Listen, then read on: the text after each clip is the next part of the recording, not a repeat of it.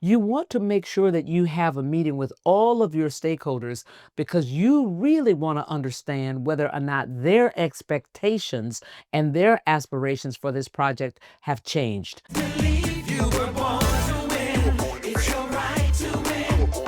Claim it, frame it, 'cause you were. As the mid-year approaches, stakeholder pressure also starts to increase.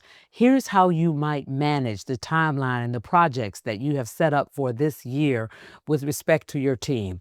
The first thing that I'm going to have you do is to spend some time with your stakeholders. You want to make sure that they understand what you have done so far. Here's what we accomplished, you might say, in the first quarter. Here are the things that we did that we didn't expect to get done in the first quarter, and here are the things that didn't get done in the first quarter, and here's why. You want to make sure that you have a meeting with all of your stakeholders because you really want to understand whether or not their expectations and their aspirations for this project have changed.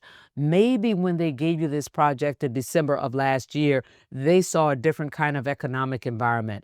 They saw a different type of outlook and pipeline for the business. They saw a different kind of customer demand. And now that we are through the first quarter, a lot has changed. And maybe their desires to have these objectives fulfilled have also changed. Maybe they are not as urgent. Maybe they are more urgent, but you want to check in because that is going to be a part of your report card at the end of the year. You want to recalibrate it if it needs to be recalibrated. And you also want to message if things are going to take longer than you anticipated. You might want to message that things are going much faster, better than anticipated. And what might that mean for a new opportunity to pursue other things that might be value add for the organization? The second thing that you want to do is to look at your timeline. As you look back over the first quarter, where were there time sinks? Where did things take longer than you anticipated? Where did things go faster than you anticipated? What might you do differently if you had to do it all over again now that you've had the first quarter's experience? It's going to be very important that you understand what has transpired as you think about whether or not you might need to change your timeline for the rest of this year.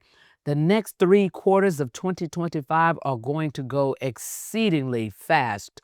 If you think about all of the volatility that we've had so far, it's either going to accelerate or it's going to dissipate.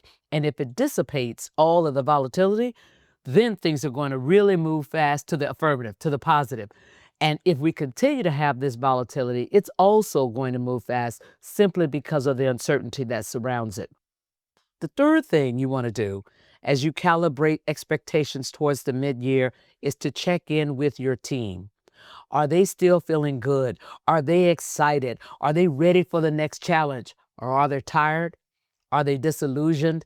Are they starting to lose a little bit of that mojo? Either way, you want to figure out what might you do to get them excited all over again if it's the latter.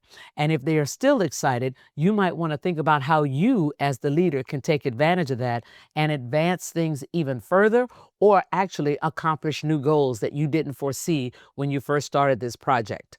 Then the last thing that I'm going to tell you to do is establish new victory milestones. You might have to recalibrate your timeline, and in order to keep the excitement on your team and not to wear them out, you want to have specific milestones in place where you guys take a pause and celebrate the victory that you've already accomplished and look forward to the next opportunity to celebrate. Go get them. You're born to win. You're born